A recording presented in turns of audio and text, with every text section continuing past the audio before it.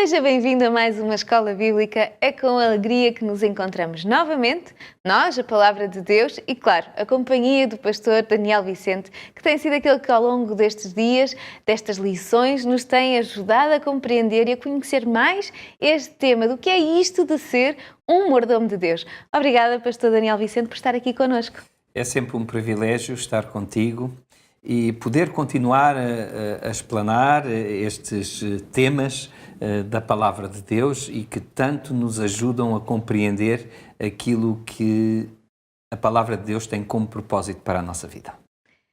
E qual é o propósito que vamos desenvolver e vamos conhecer melhor hoje? Vamos fazê-lo através da leitura do nosso sumário. Qual é o sumário de hoje, pastor Daniel Vicente? O dízimo deve ter um sentido e um propósito muito especial para todo o cristão. Não menos importante é o local onde o dízimo deve ser entregue ou devolvido a Deus. Qual é este local? Este local onde devemos entregar esta porção. Muitas vezes faz-nos confusão, temos dúvidas, mas hoje vamos conhecer aquilo que a Bíblia diz como sendo o local onde devemos de entregar. E como tal, não podemos deixar de fazer lendo a Bíblia, sabendo aquilo que a Bíblia nos diz. Vamos ler o nosso versículo que servirá como base para o estudo de hoje. Vamos abrir as nossas Bíblias. A quem não tiver, como sempre, acompanhe-nos através do nosso quadro. Então vamos abrir as Bíblias e vamos fazê-lo através do livro do Deuteronômio, no capítulo 12 e no versículo 5 e 6. E diz: no lugar que o Senhor vosso Deus escolher para a sua habitação, ali trareis os vossos holocaustos e os vossos sacrifícios e os vossos dízimos. Ou seja, este texto é muito claro, não é? Ele deixa-nos muito claro qual é o lugar em que o povo deve deixar aquilo que é dele. Exatamente. Os israelitas compreenderam facilmente onde é que era esse local, porque era o local onde eles iam adorar a Deus, onde ele se manifestava através da Shequina, portanto, no tabernáculo israelita, era ali, e ali, portanto, também eles iam levar os dízimos de tudo aquilo que recolhiam, porque eram uma sociedade agropecuária, era através dos produtos da terra, claro. Não é? Depois, quando, portanto, os israelitas fixaram na terra de Canaã, na terra que Deus lhes tinha prometido, e quando no tempo de Salomão foi erigido o templo, e nos períodos subsequentes, portanto, eles tinham no templo esse lugar aonde iam levar os seus dízimos, com o propósito, como diz Malaquias 3, de ser um sustento para a sua casa, ou seja, o propósito era ser o sustento para aqueles que trabalhavam ali naquele local, no templo, cuidando do templo, cuidando dos serviços do templo, participando nos sacrifícios, apoiando as pessoas que ali se dirigiam para lhes dar uma palavra de conforto, para lhes lerem também os escritos. Ali também se ensinavam aqueles que, portanto, queriam aprender acerca das Escrituras. Aliás, vemos Jesus a ir ao templo e ali no templo, portanto, ser ensinado e também ensinar, não é, as Escrituras. Por conseguinte, o templo era esse local onde Deus se congregava com a congregação, onde Ele estava com o seu povo de forma particular, e era aí onde estava a casa do tesouro e onde eles deviam levar, portanto, os seus dízimos, devolvendo os seus dízimos dessa forma, colocando aí na casa do tesouro esses seus recursos, melhor dizendo, os recursos que Deus tinha não são seus, Deus, porque o dízimo não é deles, já explicámos isso aí noutras aulas. Portanto, o dízimo é santo, pertence por natureza a Deus, e ali eles iam devolver os seus dízimos na casa do tesouro. Passando para os dias de hoje, há muitas dúvidas que se colocam, porque, por exemplo, existem igrejas com muita gente e igrejas muito pequeninas. Existem...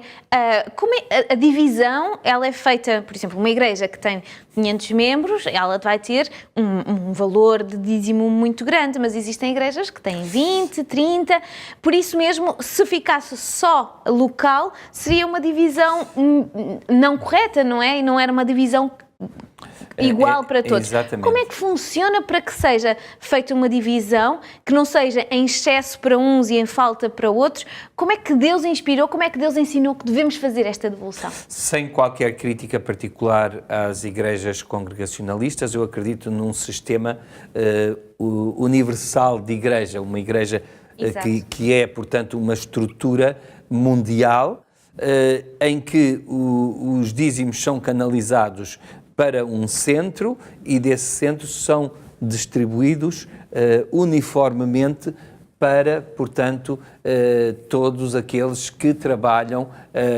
para a causa de Deus, de uma forma uniforme, porque senão dá-se essa situação de que igrejas com maiores posses possam ter pastores mais bem alimentados, não é? Do que aquelas igrejas mais pequenas com menos recursos. Portanto, essa distribuição é feita mais equitativamente de acordo com o princípio bíblico e nós vemos na própria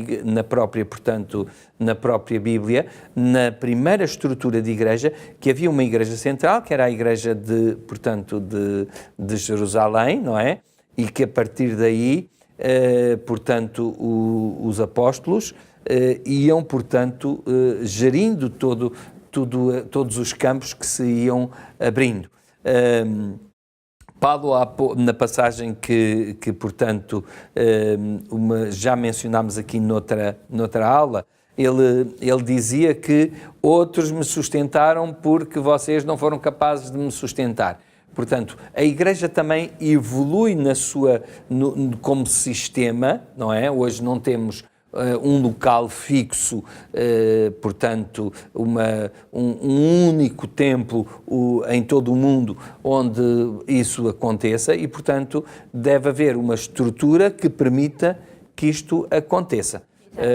Portanto, é isso que acontece exatamente com a Igreja Adventista do Sétimo Dia, que tem uma estrutura que permite que os dízimos sejam canalizados todos para o conjunto de congregações, um determinado conjunto de congregações, e depois é dividido de forma igual por aqueles que, portanto, estão ao serviço da Igreja nessas diferentes congregações. E com o objetivo de manter, não de enriquecer, porque este é um princípio muito importante. Isso é muito importante, exatamente. Não deve ser com o propósito de enriquecer. Nós temos exemplos da Bíblia na Bíblia onde isso aconteceu, os filhos de Eli, por exemplo, que procuravam enriquecer e não acerca dos meios que eram trazidos ao templo, e aquilo acabou mal, não é? Acabou muito mal. Acabou perdendo tudo, não é? Eles quiseram tudo e perderam tudo. Não é esse o objetivo de Deus. Obrigada pelo esclarecimento, obrigada por esta ajuda, obrigada por nos ajudar a compreender melhor aquilo que a Bíblia nos diz. Vamos tirar aquilo que devemos aplicar nós hoje. O que é que eu, Rita, vou fazer com o que aprendi hoje aqui? Pensa um pouco naquilo que aconteceria se cada um decidisse por si onde é que iria entregar o seu dízimo. O que é que aconteceria à obra de Deus se houvesse esta diversidade de entregas de dízimo? O que poderia acontecer à obra de Deus? À organização da Igreja, como é que isso poderia depois afetar profundamente? Por isso, procure levar a sua oferta e também os seus dízimos aonde Deus disse que deveria fazê-lo. É na casa do tesouro, é onde se encontra com Deus, que deve levar o seu dízimo e a sua oferta, e é para aí que deve canalizar, para que ele depois seja canalizado de forma a alimentar aqueles que trabalham para o Senhor. E com este convite a fazermos parte desse sistema de alimentar a Igreja de forma a que a Igreja cresça, seja mundial, para que todo mundo conheça a mensagem de Jesus e Ele possa voltar, com esta mensagem maravilhosa terminamos a nossa Escola Bíblica de hoje. Até à próxima Escola Bíblica.